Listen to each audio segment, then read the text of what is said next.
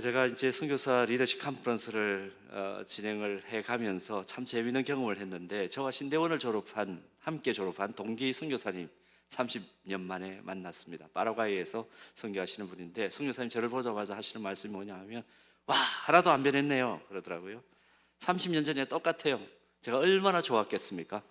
마음속으로 우웃해가지고 있는데 1절만 하시면 좋은데 또 2절을 하시더라고요. 근데 살이 좀 쪘네요. 그렇게 얘기해요.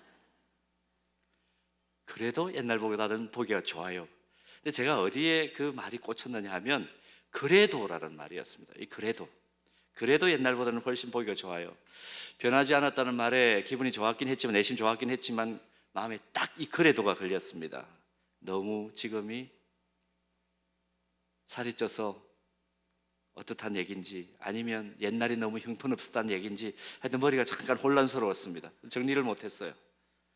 제가 그냥 그렇게 얘기를 했습니다. 아유, 시간이 얼마나 지났는데 안 변한 비정상이죠. 그렇게 얘기를 했습니다. 여하튼 좋아 보인다니까 기분 좋다고 그렇게 마무리를 급하게 했는데요.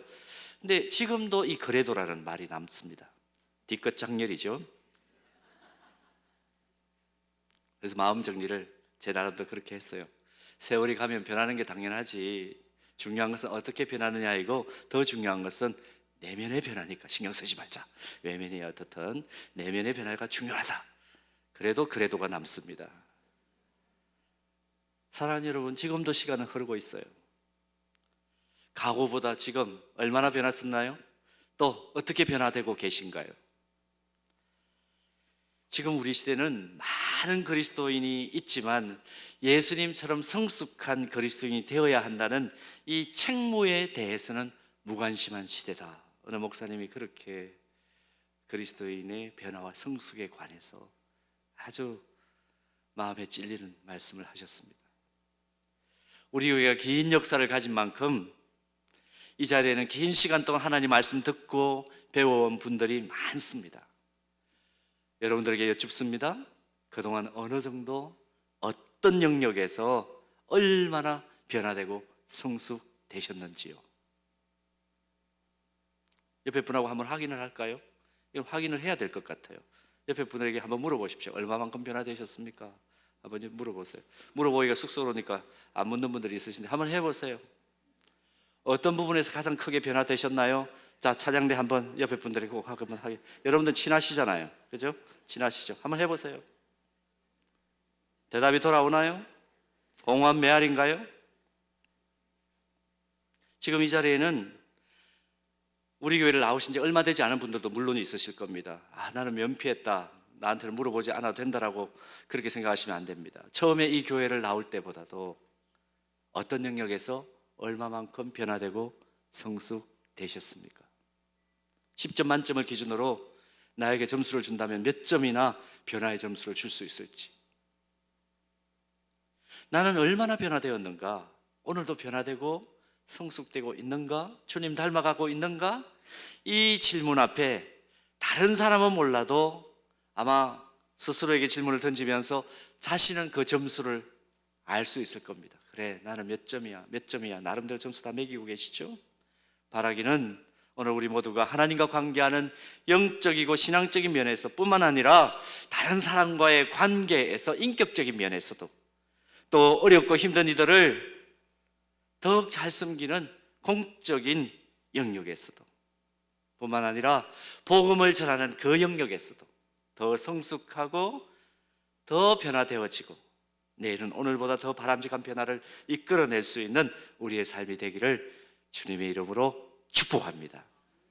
자, 그런데 인간은 근본적으로 이 변화와 성숙이 참 더디고 어려운 존재라는 것을 오늘 본문을 통해서 확인합니다. 오늘 본문을 보면 변화와 성숙, 정말 누구보다도 앞서서 변화되고 성숙되어야 될 사람들인데, 이 변화와 성숙과는 담을 쌓은 듯한 그런 상황이 연출되고 있는 것을 본문에서 봅니다. 본문 33절, 34절 다시 한번 보십시오. 예수님께서 이 땅에 계시는 동안에 내가 장차 십자가에 달려 죽고 다시 살아나야 하리라, 그 사실을 제자들에게 세 번째로 밝히는 그 상황인데, 본문 33절 34절 보십시오. 보라, 우리가 예루살렘에 올라가노니 인자가 대제사장들과 서기관들에게 넘겨짐에 그들이 죽이기로 결의하고 이방인들에게 넘겨주겠고 그들은 능욕하며 침뱉으며 채찍질하고 죽일 것이나 그는 3일 만에 살아나리라 하시니라. 예수님께서 죽으시고 고난받으시고 죽으시고 다시 살아나야 될 것을 이제 복음서의 흐름상으로 볼 때 세 번째로 정확하게 하신 말씀이 기록되어 있습니다. 예수님께서 내가 십자가에서 고난받고 죽은 다음에 다시 부활하리라, 그 말씀을 세 번 말씀하시죠. 마가복음을 보면 마가복음 8장, 9장, 오늘 본문 10장 세 번에 걸쳐서 기록되어 있습니다. 제일 먼저 예수님께서 십자가 죽음을 말씀하신 마가복음 8장을 보면 베드로가 주는 그리스도이십니다, 위대한 신앙 고백을 예수님께서 들으신 이후에 십자가 고난과 죽음을 말씀해 주세요. 장차 인자가 고난받고 죽어야 될 것이라. 근데 그 말씀을 듣고 베드로가 또 어떻게 반응을 합니까? 절대로 그러실 수 없다고 항의하다가 사탄아 물러가라, 그 꾸지점을 당하죠. 그리고 두 번째로 마가복음 9장을 보면 예수님께서 갈릴리에서 공생의 3년의 모든 사역을 거의 마치시고 이제 이 땅에서 공생의 마지막 한 주간의 시간을 보내실 예루살렘으로 이동하는 과정 중에 이 말씀을 똑같이 하세요. 그런데 마가복음 9장을 다시 확인해 보면 주님이 이런 중대하고 심각한 말씀을 하심에도 불구하고 제자들은 그 안에서 다툼이 일어납니다. 어떤 다툼입니까?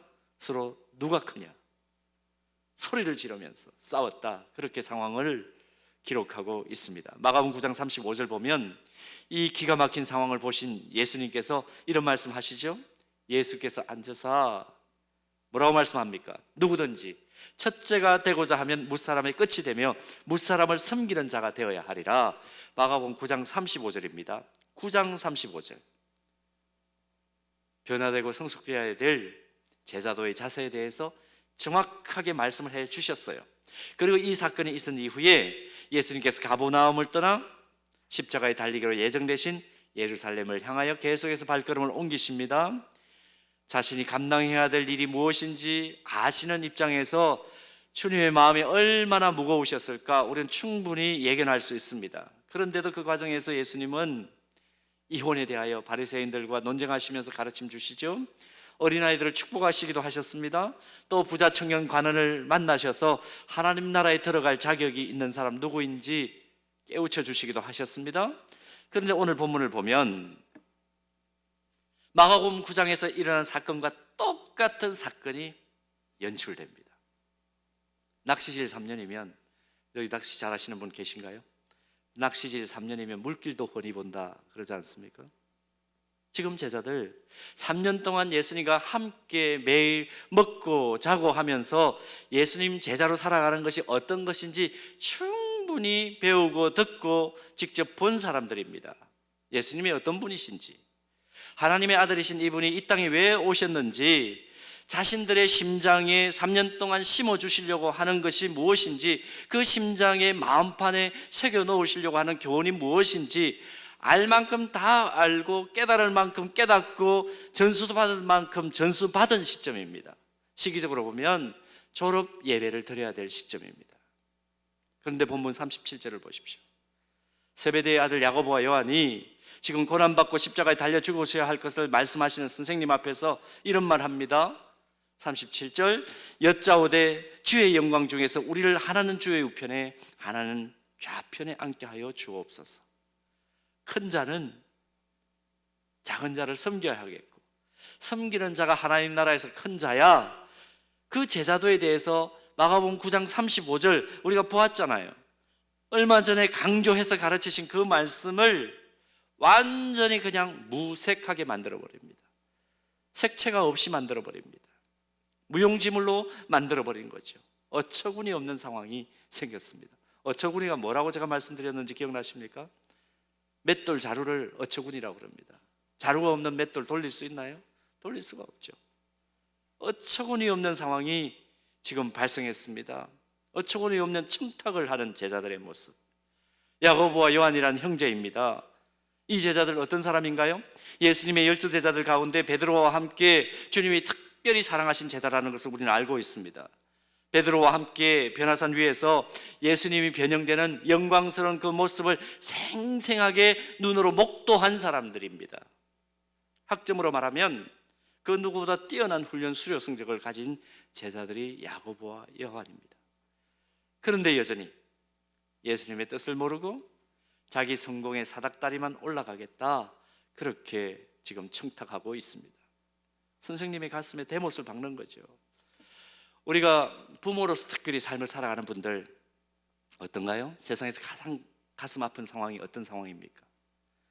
자라지 않는 자녀를 볼 때, 그때 부모의 가슴 미어지지 않습니까? 선생님들 어떠신가요?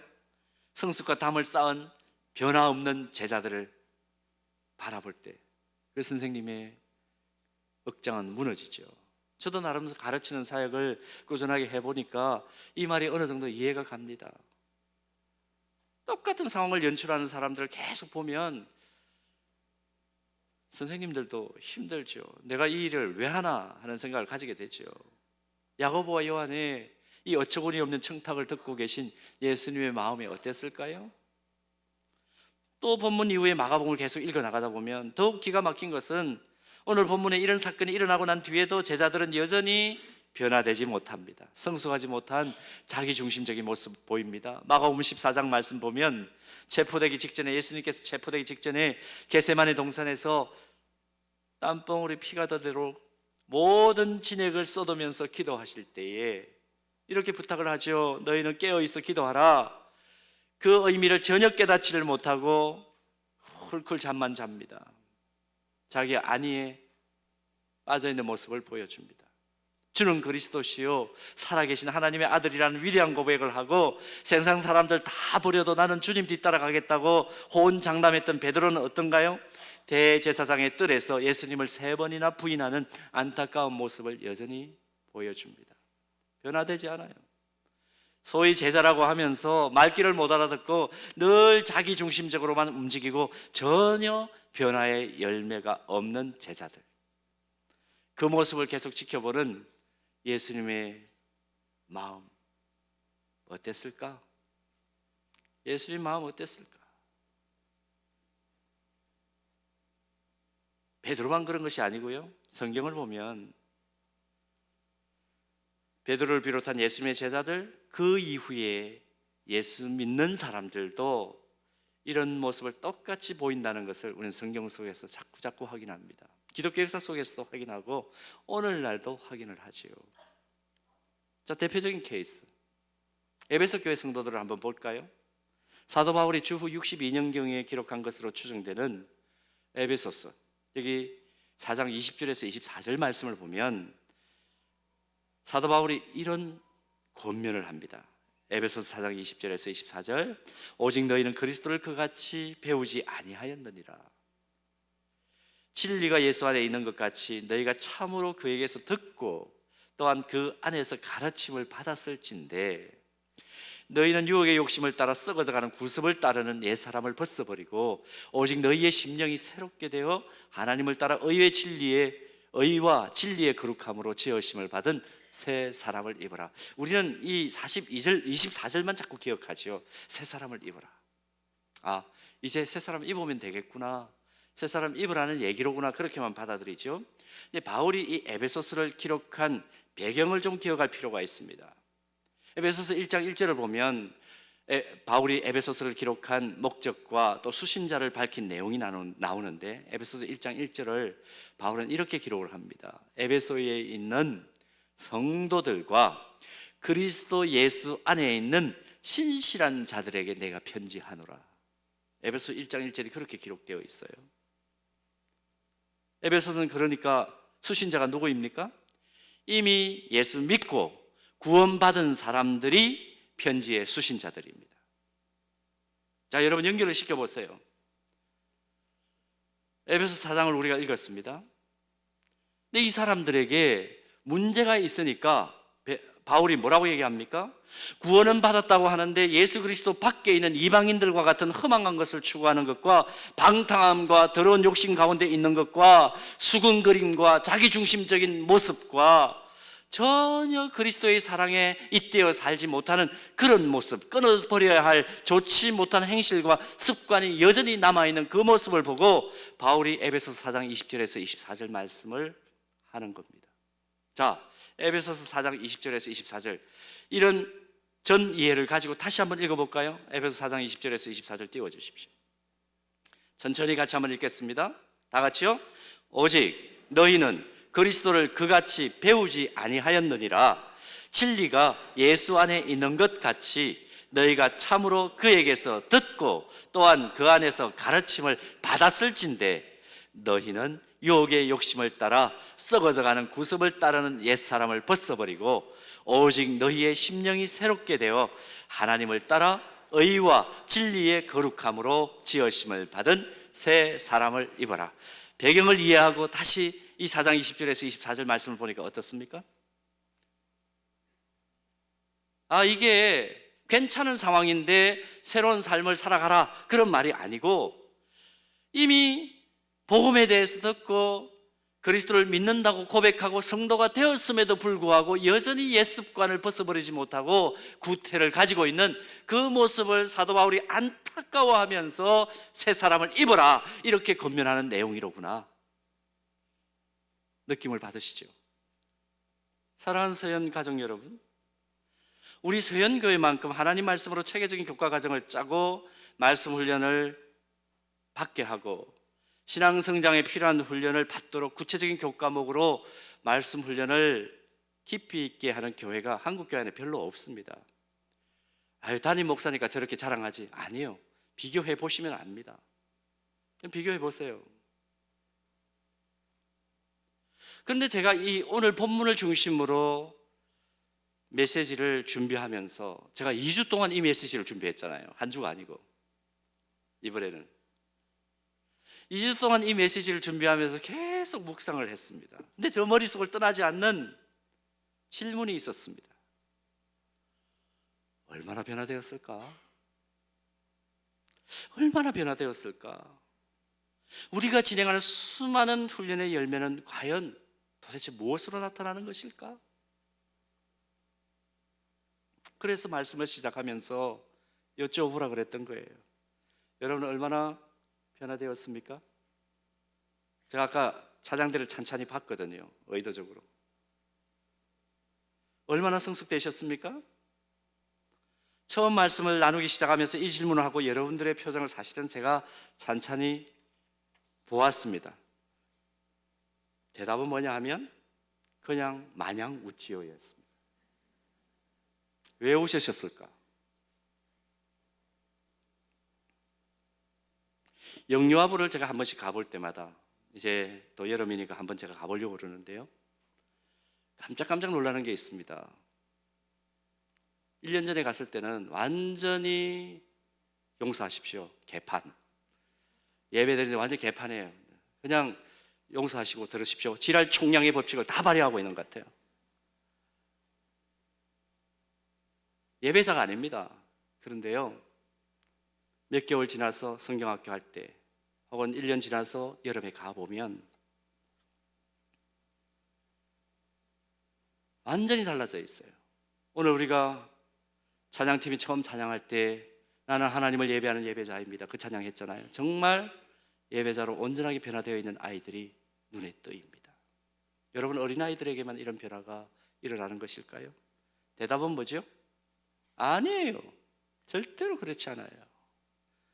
우리도 분명히 변화가 가능하고 또 그렇게 변화되어야만 합니다. 그러니 사도 바울이 뭐라고 얘기합니까? 새 사람을 입어라. 새 사람을 입어라.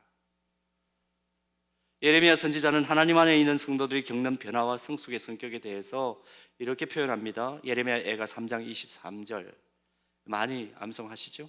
예레미야 애가 3장 23절 우리 같이 한번 봉독합니다.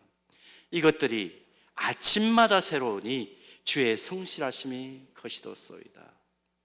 아침마다 새로우니, 하나님 안에 우리가 생명의 말씀 안에 거할 때에 날마다 주님과 소통할 수 있는 기도 생활을 끊임없이 해갈 때에 성실하신 하나님의 인자하심과 긍휼하심이 매일 아침마다 새롭게 하나님의 백성들을 변화시킨다는 겁니다. 이게 말씀의 강점이에요. 이게 생명의 말씀의 특징이에요. 이런 의미에서 우리가 하나님의 말씀으로 제대로만 훈련받는다면, 하나님의 말씀을 제대로 여러분 찡큐티로 매일 묵상하신다면 어제와 오늘이 다르고 오늘과 내일이 달라지는 변화와 성숙을 우리는 경험할 수밖에 없는 하나님의 백성인 겁니다. 날마다 주님 말씀 붙들고 그 말씀을 마음판에 새기고 신앙생활하기를 원하는 하나님의 자녀들은 그러므로 스스로에게 이런 질문을 늘 던져야 합니다. 내가 신앙생활 과정에서 나는 과연 날마다 주님과 더 가까워지고 있는가? 그래서 말에나 행실에나 삶의 모든 부분에서 주님을 더 닮아가고 있는가? 주님과 더 친해졌는가? 주님을 더 사랑하는 사람으로 변화되고 성숙되고 있는가? 그렇게 해서 주님께 더 감사하는 삶이 내 안에 흘러넘치는가? 스스로에게 이 질문을 던졌을 때에 선뜻 아멘으로 확신 있게 대답하기 힘들다면 안타깝게 우리는 아직도 훈련받아야 할 요소들이, 영역들이 많은 예수님의 제자들입니다. 이런 의미에서 우리의 신앙생활은 나의 마음의 주인을 세상의 것이나 내가 아니라 예수님으로 채우는 훈련 과정이 바로 신앙생활의 과정이에요. 여러분, 누군가를 사랑해 보신 적이 있습니까? 있지. 있으시니까 하나님께서 사랑의 열매들을 주셨겠죠. 누군가를 진짜 사랑해 보신 적이 있습니까? 누군가를 사랑한다는 것을 어느 시인이 이렇게 표현을 했더라고요. 누군가가 내 마음 속으로 쑥 들어왔다. 그때부터 나의 마음은 그로 가득 차서 나의 전부는 그의 것이 되었다. 시인의 표현이 놀랍습니다. 다시 한번요. 누군가가 내 마음 속으로 쑥 들어왔다. 그때부터 나의 마음은 그로 가득 차서 나의 전부는 그의 것이 되었다. 누군가를 사랑해서 그 누군가가 나의 마음에 쑥 들어왔다면 어떤 일이 벌어집니까? 하루 종일 깨어있는 시간, 아니 꿈에도 그렇죠. 그 사람만 생각나고 그 사람만 묵상하게 되어 있습니다. 그 사람의 말, 그 사람의 표정, 그 사람의 눈빛, 손짓 하나까지, 걸음 하나까지 그 사람만 반복적으로 묵상하게 되는 거죠. 사랑의 열병을 앓는 겁니다. 청년 지체들 가만히 보면요, 금방 표가 나요. 지금 데이트하고 있는지 아닌지. 여러분 얼굴만 봐도 알잖아요. 여러분 자녀들, 얘가 지금 열병을 앓고 있구나, 금방 아시잖아요. 자녀를 낳고 그 아이를 사랑으로 지켜보는 부모님들, 눈에 넣어도 아프지 않은 손주를 바라보는 할아버지 할머니 역시 마찬가지입니다. 우리가 예수님을 믿는다는 것은 예수님을 나의 마음속에 채우고 예수님과 사랑에 빠졌다는 의미 아닌가요? 예수님에 대한 갈망으로만 가득 찬 것. 선교사님들을 만날 때마다 그래서 그냥 강단을 계속해서 지키는 목회자들이 도전받는 게 있습니다. 선교사님들은요 항상 예수님을 사랑하는 갈망으로 가득 차 있어요. 그래서 어떤 어려운 일이 있어도 그분들에게는 불가능이 없어요. 그래서 도전을 받는 거죠. 저도 이번에 얼마나 도전을 많이 받았는지 모릅니다. 예수님으로만 가득 차 있는 사람들, 예수님과 사랑의 열병에 빠진 사람들, 우리가 말씀으로 훈련을 받았다면 또 예수 그리스도를 나의 주 나의 하나님으로 고백하고 내 마음의 삶의 주인으로 모시고 신앙생활을 한다면, 주님 사랑해요라고 내가 고백을 한다면, 우리는 신앙생활 여정 속에 예수님과의 관계가 얼마나 달라지고 더 깊어졌는가를 늘 점검해야 합니다. 얼마나 주님의 성품을 닮아가고 주님처럼 살아가기 위해서 말과 행동이 변화되었는가를 늘 점검해야 합니다. 나는 나, 주님은 주님. 여전히 그 상황 속에 있다면 우리는 아직까지 주님의 마음에 아픔을 주는 자녀들이라는 것을 기억해야 합니다. 그래서 오늘 우리는 스스로에게 한번 물어보자는 것이죠. 오늘 하루도 나는 주님과 더 친해져 가고 있는가? 주님과 더 깊이 사랑에 빠지고 있는가? 그래서 주님께 더 가까이 나아가고 있는가? 오늘도 더 주님처럼 되고 싶어하는 갈망이 내 안에 있는가?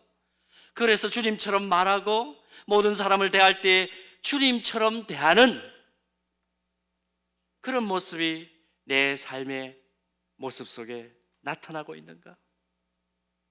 알버트 아인슈타인이라는 분을 잘 알죠. 이분이 이런 말 합니다. 어제와 같은 오늘을 살면서 다른 내일을 기대하는 것은 정신병 초기 증상이다. 내일부터 변하지 않습니다. 내일부터 성숙하지 안 됩니다. 오늘은 내가 저 사람에게 할 말 다 해버리고 다 하고 난 뒤에 그 다음부터 내가 저 사람 사랑해야지 안 됩니다. 절대로 그런 일은 일어나지 않습니다. 어제와 같은 오늘을 똑같이 살면서 변화된 내일을 기대한다는 것은 정신병, 초기 증상이라고 제가 보기에는 이건 정신병이에요. 따갑지만 우리 객관적으로 나를 한번 돌아보는 것입니다. 플래카드를 보십시오. 2023 여름 성숙 사역이라고 의도적으로 성숙이란 단어를 붙인 이유가 있습니다. 이번 여름 2022년 여름처럼 보내지 말자는 겁니다. 2021년 여름처럼 보내지 말자는 거예요. 2023년 한 번밖에 없는 여름, 실제적으로 예배드리는 태도가 바뀌고 기도의 깊이가 변화되고 사람을 대하는 인격적인 태도가 성숙되고 무슨 일을 맡아서 하든지 주님께 하듯이 하고 그런 변화와 성숙을 지향하고 경험하는 한여름이 되자 그런 의미가 저 표에는 있는 것입니다. 교회가 진행하는 훈련 사역에 지금 참여하고 계신가요? 그렇다면 훈련하고 배운 대로 결단하고 실천하시기를 바랍니다. 날마다 변화되고 성숙되어가는 새 사람을 입는 은혜의 경험이 있는 이번 2023년 여름 되기를 축복합니다. 주님은요, 우리의 변화와 성숙을 기대하세요. 우리의 변화와 성숙을 기대하세요. 기도하기 위해 엎드릴 때마다 여러분 왜곡된 질서를 가지고 있는 세상의 변화를 위하여 기도하시나요? 왜곡된 질서를 가지고 있는 이 세상의 변화만 바라지 말고 자신이 먼저 변화되는 사람, 우리 서연의 가족들 되기를 주님의 이름으로 축복합니다. 오늘 이 귀한 예배가 완전하신 주님, 우리의 변화와 성숙의 표대이신 예수님을 좀 더 닮아가기를 결단하고 하나님께 쓰시기에 적합한 주님의 제자들로 변화되기를 작정하는 새로운 출발점이 되기를 간절히 소원합니다. 그래서 그런 우리들 때문에 우리 가정이 변화되고 우리의 일터가 변화되고 궁극적으로 또 주님이 사랑하시는 우리 서연교회가 변화되는 그런 놀라운 은혜가 있기를 소원합니다.